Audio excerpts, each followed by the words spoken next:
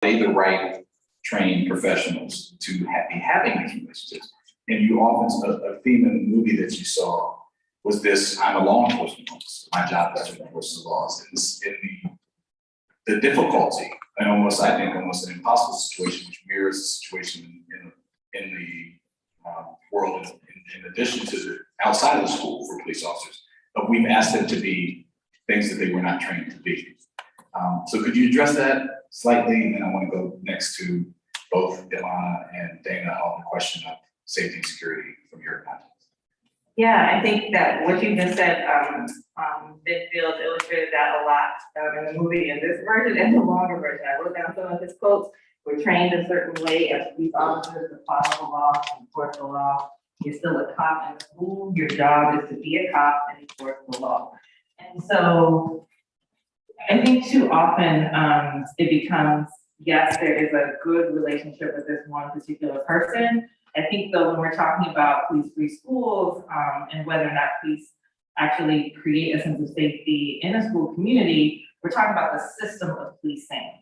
And so it's not this one particular officer, it's the entire system of policing. And I think when the conversation goes into, well, I had a good experience with an SRO, we are negating some of the other experiences that a lot of our young people have where they actually feel criminalized. They feel like people are just watching them, waiting for them to make a mistake in a place where young people actually should be able to make a mistake. And when the law, police officers are there to enforce the criminal code. They are not there to enforce the code of conduct. And when you have a law enforcement officer, as we saw, brought in to address a situation that did not, in my opinion, didn't even really be in the system principle, right? A little girl would not move because the teacher believed that she had a phone that she did not have. And there's so many other examples. A child won't get their head up off the desk. And so a police officer is called in. What can be done within the school community to actually figure out what's going on with that child and get that child what they need, instead of bringing in someone who their mere presence then escalates the situation. So suddenly they can't charge, disruption like in the code of conduct. They have to charge a criminal violation. And so bringing them into situation actually heightens the situation and creates this method where young people are now being criminalized for school behavior that I did myself, that my friends did, that young people are doing that does not necessitate an arrest. But that's what happens when you bring in a law enforcement officer.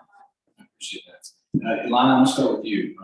And you were in school on January 21st, 2022, which was a horrible day at River High School when there was a shooting. First ever shooting we've had. 2 students had a disagreement on Instagram, as I understand it, met in the bathroom, and 1 student was shot. Thankfully, the student survived, but it was a traumatic incident, and the other student was obviously charged with attempted murder. In that moment, and in that time since, what has helped you feel safe at school, and what has helped you not feel safe? I want to say that in that moment, you definitely don't feel safe at all. I was under lockdown for, I think it was 4 hours in my 6th grade class while they were trying to apprehend the shooter and figure out where he was because they had to keep everyone safe. And since then, I remember going back to school, and when I entered the school at first, I didn't feel safe at all because they had a lot of security. They had police officers lined up the entire street on Lancaster Mill, and they had a helicopter flying around in the air. And that just created the atmosphere that it was like when we left school at night on the previous Friday. But then that day in school, they had hundreds of mental health professionals and psychologists, and they put us back in our 6th grade classrooms, and we just had group discussions about what happens and how to keep it safe. And I think having the mental health support to lean on helped make it the most safe. And then after that, I noticed that a lot of security officers in our school were also like really checking up on kids and making sure they were okay. Yeah, I think that's what's made it feel safe. Thank you. Security officers, we have NCPS security. Yes, staff, NCPS security officers. that we have as well. And I think that often gets lost in the conversation too, of the role of the security officers who are uniformed, non-law enforcement, non-armed, right? What their role is. So I'm gonna turn to, and just briefly, Dana, could you answer the question about safety and security in school? What makes you feel safe and secure in school, and a little bit about your work, and then Michelle, I'll come to you. Yeah, I think to Alana's last point, what makes me feel safe, and I think a lot of other kids, I think it's just the nature of being young, is a sense of community. And it's not something that can be neglected in schools if it's important to have, I think, a school community and to foster that in schools. And this culture of punitive response, I just think that really hinders child development. That's sort of what MCAB's work, Opposed Brutality, what our work centers around is restorative justice, like everyone on this panel hopes to achieve, and fostering a sense of community, wraparound services like mental health support, et cetera, instead of punishment. Thank you. Perfect segue to Michelle Rubin. Could you talk about what MCPS is doing to, you saw in the film, obviously, and we've heard several people talk about, there's a lot of points and a lot of adults that interact with our kids. And you talk about what the school system is doing to make sure that there are appropriate interactions across the board and that things don't escalate to this, and then the role, and what the current role of police is right now in school. No, absolutely. Thank you. Good evening, everyone. I just really also wanted to take the opportunity to thank you for hosting this. I had not seen the film, and I think it's absolutely a seminal piece that we can certainly utilize in the school system and have plans to.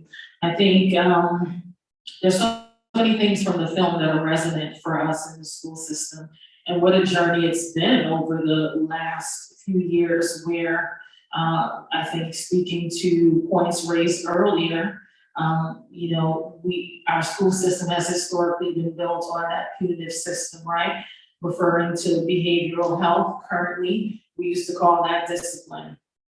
Certainly, we've seen the disproportionality in Montgomery County Public Schools. And in the last few years, we've really worked significantly to address that. I think the first is about 5 years ago, adopting restorative justice, restorative practices. And I remember the fight to do that, right? With many in the community feeling like that would be an opportunity for students to get away with things versus then being held accountable. And so right now, all of our schools utilize restorative justice on some level. I think in reference to social workers, right? We have the largest amount of social workers hired by the school system that we've ever had. A social worker at each of our high schools, our middle schools, and then certainly partnering in clusters at our elementary schools and working with them in a cohorted fashion to really work alongside the school administration, as well as anyone who's coming in contact with students, and really training about what those practices are that are restorative, rehabilitative, supportive, a focus on mental health and well-being, and then certainly the training that we've done with our teachers and, well, as you know, the county council really being significant in giving us an appropriation that allowed us to train every single staff member in Montgomery County Public Schools around restorative justice and restorative practices. So really our focus is very much on wraparound support, mental health and well-being, and how we can build the communities that you hear our students talking about here.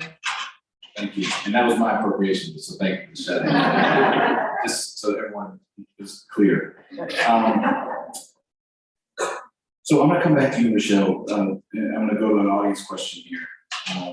What can MCPS tell us about the arrest of Black students for low-level offenses under the CEO program? Just for history, we had an SRO program post-Columbine, like many school systems. We brought police into schools, grew it over time as a response to wanting the kids to be safe.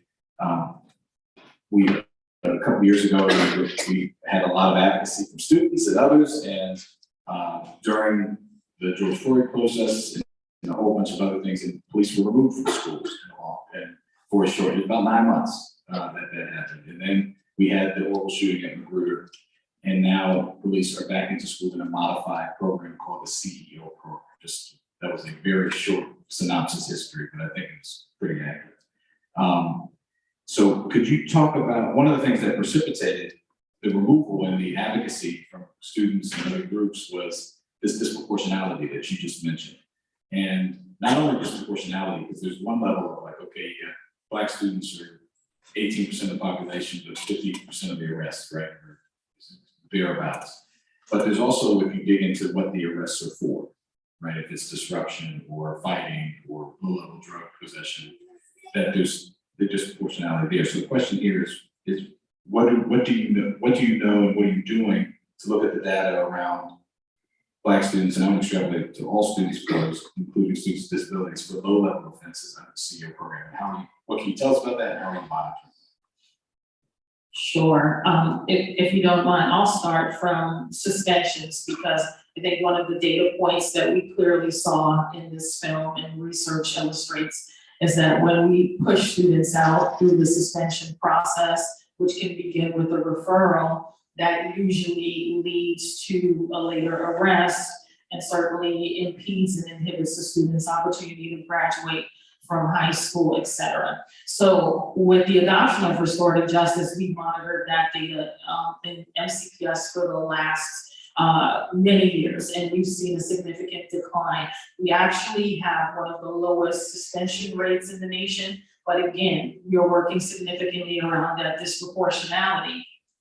With the arrest data, there are two things that I want to signify there. The significant disproportionality was around arrests on paper. And prior to this year, what that looked like, it could be for being in possession of a controlled substance or a weapon. If a student was arrested on paper, they were then referred through the police department to a different agency where we really wouldn't understand or know what the actual outcome of that was, or if there was a diversionary process put in place. Following the adoption of the CEO program, there really is no arrest on paper. What happens is that if a student is in possession of a controlled substance, they are referred to the Department of Juvenile Justice, which then we are connected to through our restorative justice unit. We have built out our own diversion program within MCPS so that we're connecting that student and sometimes that family to the wraparound supports. So that may look like they get connected to the social worker. They have an opportunity to do their work in a space that works for them in a meaningful way. The arrest on paper was significantly disproportionate, high African American. But what we additionally learned in this new process was that the police department really did not connect or collect racial demographic data in the way that we do in MCPS. So they're currently rebuilding their data collection system in collaboration with us so that we are able to monitor. But the last time we looked at the data, there was a significant decline in the amount of African American students who were being arrested and referred to the Department of Juvenile Justice. And I know that they're working to rebuild that new system, and for us to be able to publicly display that data, I think we have a timeline of around January of 2023. Thank you. DeWanna, just coming to you. So that's an example of what MCPS is doing. Based on your work, what are best practices to move? Obviously, you're advocating for police-free schools.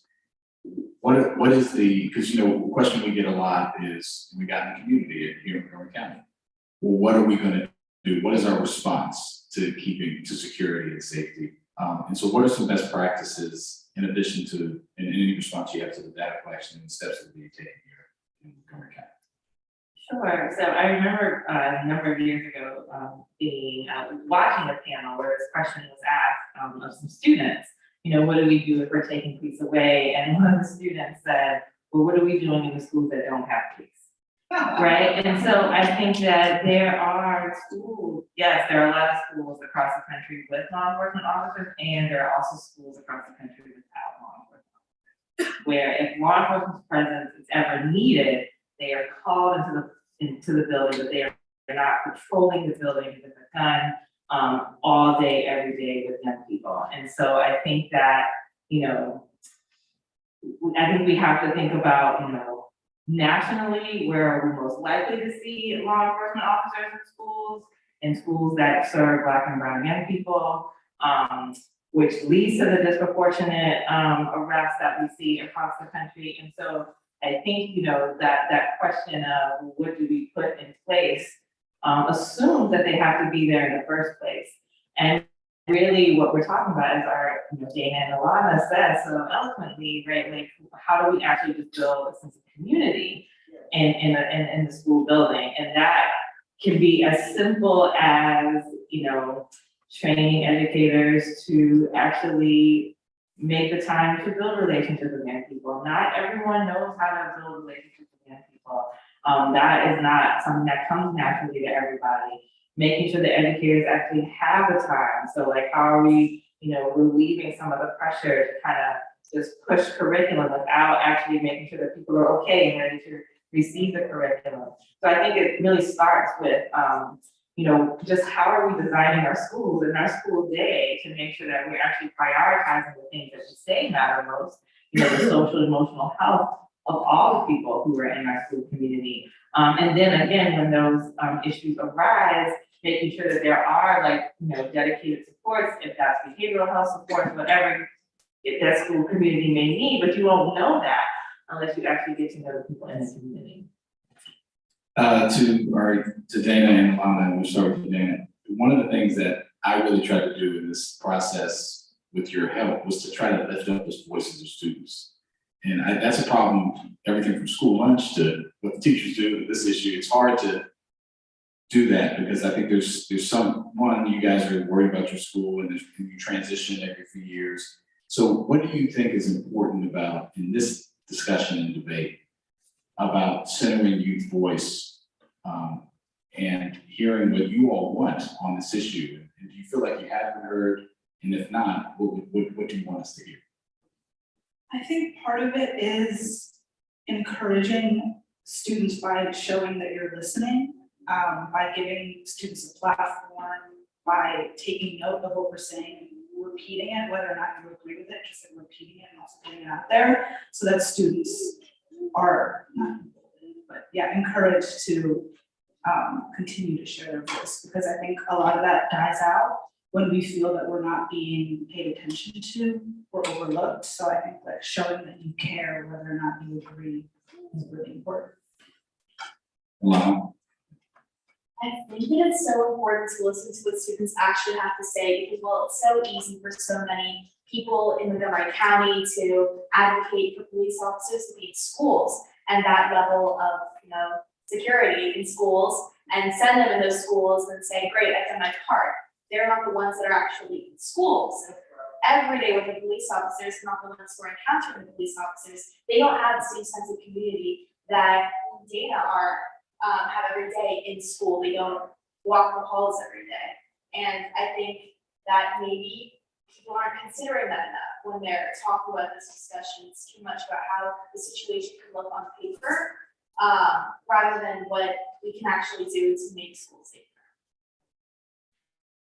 Thank you. I'm gonna stick with you all. So you mentioned a little bit about what you thought was helpful in the context of when you were coming back dealing with the shooting. You mentioned mental health supports. One of the things that when we were having this debate, you know, and in Montgomery County, our SROs at the time were in our high schools and then covering some middle schools when called in.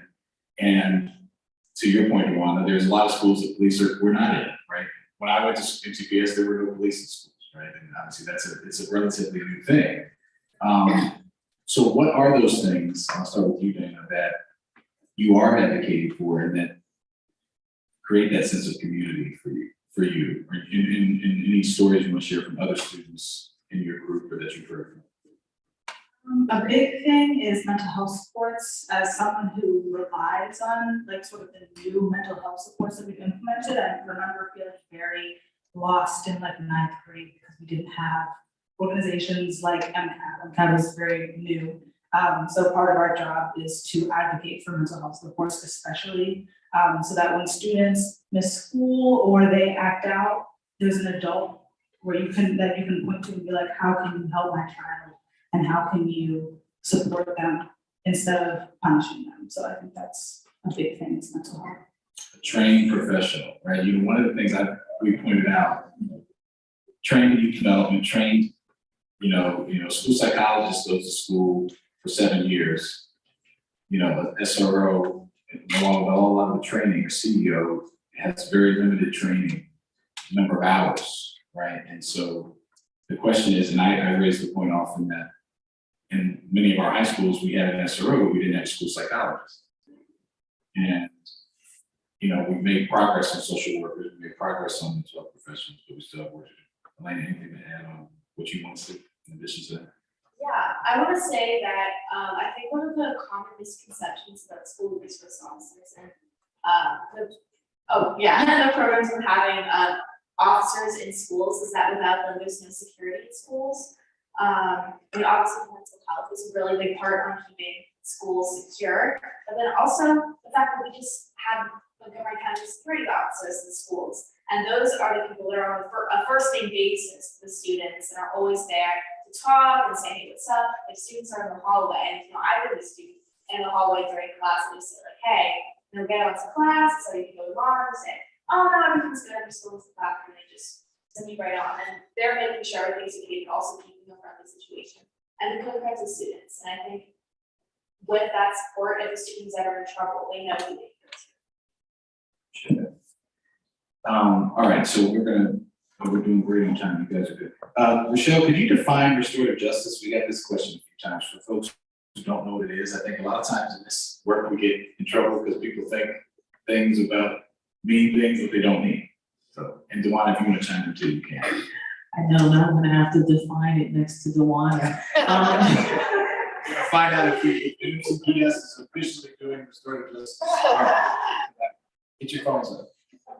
So in MCPS, we really define restorative justice as being an opportunity to build community, to really highlight issues that go wrong and what needs to happen to build that restoration, and certainly to give voice and to bring about accountability. And I do believe that a misconception is that what accountability looks like, and what we found with whether we're doing the community building from the community circles, which I think is probably very pervasive across the county, and what people feel good about and trained on and do well. And when we're handling a challenge, right, where something has happened, harm has occurred in the community, and then how we're going to restore that. And what you will find is if you talk to students and adults, and I think that's important to note, because our restorative justice, restorative practices are not geared only for students. We do a lot around adult behavior and adult mentality as well. And what you will hear from them is when someone has the opportunity to say, this is what will restore this for me, this is what I need to be whole and to be able to move forward, it gives voice, and that voice brings power. It is an acknowledgement that something has happened, that harm has occurred, and the person gets to say what they need to make it right. And then we have the responsibility of ensuring that that happens, and then not just leaving it there, but going back to check on it. And so that's the way we're doing it, and certainly retraining and training is something else that's very important in our community currently as well. Is that good, Dewan? Okay, all right, pass. A+. And I can speak personally to this. We had I have students in MCPS, and my daughter had a student who was having an issue and slammed her hand and finger in the middle door. And her finger was bleeding, it was falling off, it was a horrible situation. You get that call from the school, you gotta show up, and they're calling the ambulance. And I rushed there, and it was this little black boy that reminded me of myself, 30 years ago, that is dealing with some issues, and we had a restorative justice circle with him and his parents, and to talk about what happened, why it happened. he apologized, they apologized. By the end, we were all crying, and we felt healed. Now my daughter's friends with him again, you know, and it could have gone a different way for the personal relationship, but also with how he was treated in that moment. And he could have, and so I think it's a real life example of why it's important. We have a few more minutes here, so there's a couple more questions that are coming in here. One of the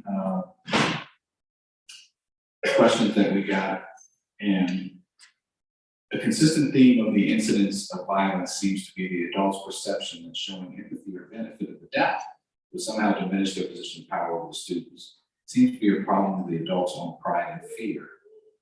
How are advocates are you all addressing this aspect? And I guess you kind of spoke to a little bit, Rochelle, about how we're training the adults, but does anyone want to take that one about what's the role of the adults in the perceptions? It was touched on a little bit in the film, right? We've spent a lot of time in this country creating a caste system and assigning guilt or innocence to certain people based on what they look like or where they're from, and how that translates into who's done something wrong in school, and how that translates into suspension and police and all those perceptions. So what are we doing to address that, or what have we seen? I think first we have to acknowledge that, you know, schools are systems of power, it's a power system in the school. And I think part of the work of restorative justice is actually trying to flatten those systems of power. So that's why I really appreciate what Rochelle said about, you know, this is really about adult work. This is adult work, right? When we talk about restorative justice, we're talking about changing the mindset of adults. The young people, everyone wants to like focus on the young people and look at the young people, but the young people are easy to work with, right?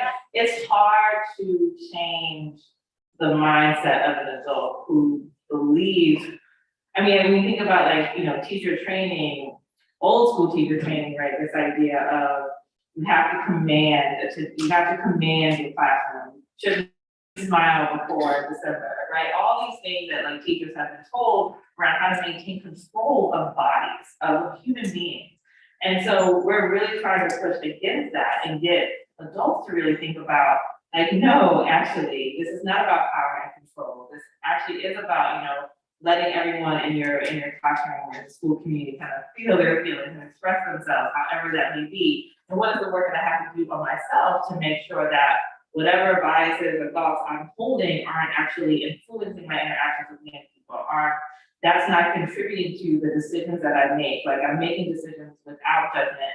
And I'm aware of like the part that I play in things, or I think about, you know, the video and like all the opportunities for an adult to say, like, what is the part that I played in it? What was my role in escalating the situation? So part of restorative justice is also making sure that people actually develop the tools to be self-reflective of their own actions. And when something happens, that they're actually taking the time to kind of think about what really may be going on before they make that initiative.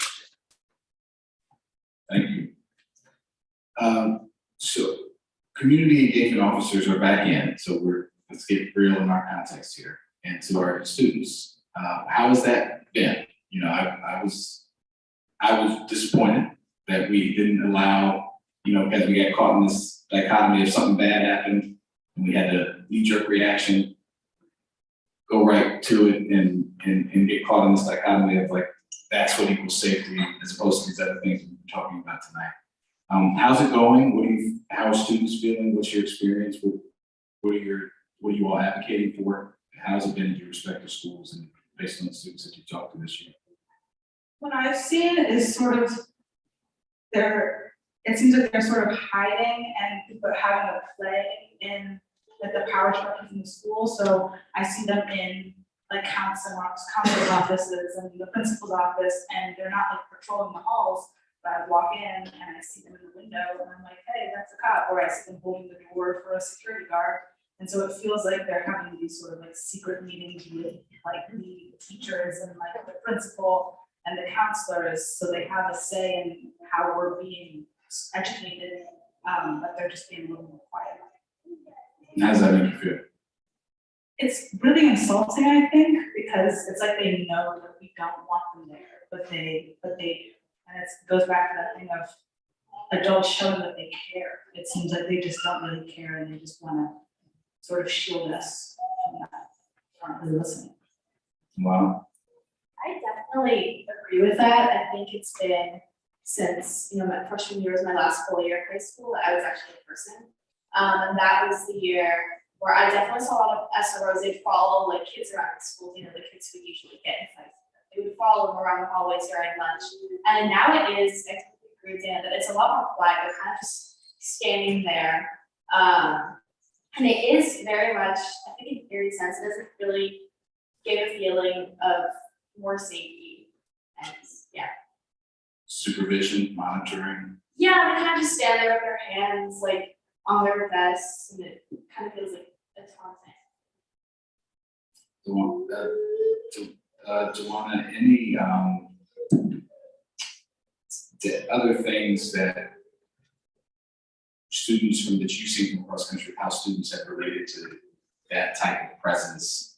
Obviously, we see extreme examples, but I've often said, there's a lot of versions of negative outcomes. It could be, a student misses out on something, right? Misses out on a positive interaction. Maybe they're not arrested, but they miss out on a positive interaction with a trained adult that could have happened. Or a student just doesn't feel safe with, even if they never talk to the SRO. We have high schools of 1,500 up to 3,000 students. One person can't know those people, all those people. So do you have any comment on or what you've seen from across the country and other places where they're grappling with these kind of issues that you just heard from the students? Yeah, I think it's very similar to walk into a building every day and to have someone controlling that building who could take your life, right? And that's essentially like what we're talking about. And this is supposed to be a place of learning, right? And so how does that fit in a place of learning, right? The one place where young people should be able to actually make mistakes and be forgiven and receive as many chances as necessary. There's someone there who can take their life, right? And so I think this idea of being surveilled, of students sometimes say it's like someone's waiting for me to mess up. And what that does to a young person, when they actually don't feel like they can make mistakes in school, where they feel like if they do something wrong, they could be let out in handcuffs. And we have so many examples from the age of 5 on up to young people exhibiting what is developmentally appropriate behavior for their age and being carted off in handcuffs. And I think when we think about the damage that does to that child and their relationship, not only with law enforcement, but also their relationship with school. Something happened to me in school. Something happened to me as I was standing up for my classmate and I ended up in jail, right? I did the right thing, right? We're teaching young people to stand up and use their voices and say what they need. And when I do that, then the consequences that I end up in jail. And I think, what are we teaching young people when that is their experience in our school system? Michelle, you can have the last word and we'll wrap up. So hearing this, and again, obviously there's a lot of opinions on this topic, as you know. What are we doing, what are you doing at MCPS to try to address these concerns and make sure that we don't have these types of issues or address the real concerns that you just heard? I mean, it's one of the things that I wanted to really press the students, because those are real concerns. They're there, we gotta sit with that. And we have to, if they're at a place where they're supposed to be safe and secure and learn, you have students that feel that way and in a range of emotions. How are you addressing that through either training of these officers, and talk about the specialized training that they did this summer, maybe a little bit, and how you're monitoring this situation, realizing it's fluid, about how you move forward? Absolutely, and I really appreciate the students elevating their voices, because I think that's the first step, is always hearing about how our students are experiencing anything that we implement in the school system. So there are a few things. The CEOs are not in our school buildings. If they're there, they should be responding to a safety and security issue. They really are out in the neighborhoods and not focused or placed in the school building. So if you're seeing them every day or you're feeling like they have a presence there, that's definitely information that we want to take back. We have a weekly meeting where we check in with the sergeant who's in charge of the CEO program. And we're meeting to talk about the data, the implementation, and the experiences. So in our upcoming meeting, I'm definitely going to raise that. This summer, for the first time, the CEOs were trained alongside our school administrators, because what we've said is that the responsibility of the code of conduct, of building community, of having a trusted adult in the building, that rests with the individuals who work for MCPS. And so making sure that they understand that that's their responsibility. What we saw in the film, the SRO has called there responding to an incident with a student should never happen in Montgomery County. That is what the school principal, the administration, and our teachers, that's the reason we train them on restorative justice, should be responding to. And this summer, we spent the time to train all of the CEOs, our school administrators, about all of the processes, but also the resources that are available, right? So we got the social workers for a reason, right? We have school psychologists and our school counselors. We have the restorative justice coaches for a reason. We have PPWs and PCCs, right? We have mental health experts who can respond to these issues and ask what's going on and how can we help. And so we're hoping that we never see something like what happened in this film again, but we can certainly use it as a teaching point. And I really do appreciate hearing the feedback, because it's a continuous process that we'll have to continue to work on. We're going to leave it there. I want to thank our panel, thank everyone who participated online and in person. This is an important topic, and I think we heard a lot of important perspectives. Thank all of our co-hosts, and since I have the mic and I'm one of the co-hosts on that, all those great resources we have, it sounds like we've got a lot of trained professionals that we don't need to have the risk of having law enforcement in schools, but that's my opinion. And that's why we're here to discuss all these important issues. So let's give everyone a round of applause.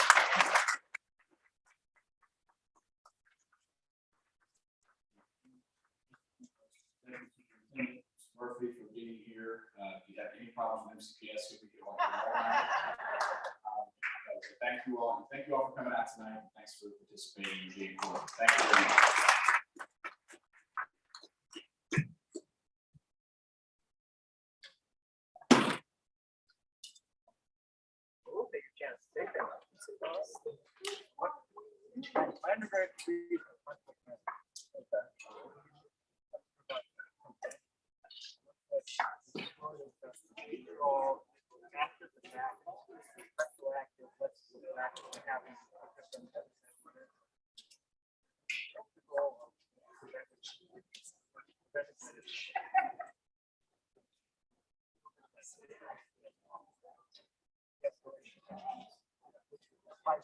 Anybody, anything, anywhere, anytime. That is hearing what the escalation is.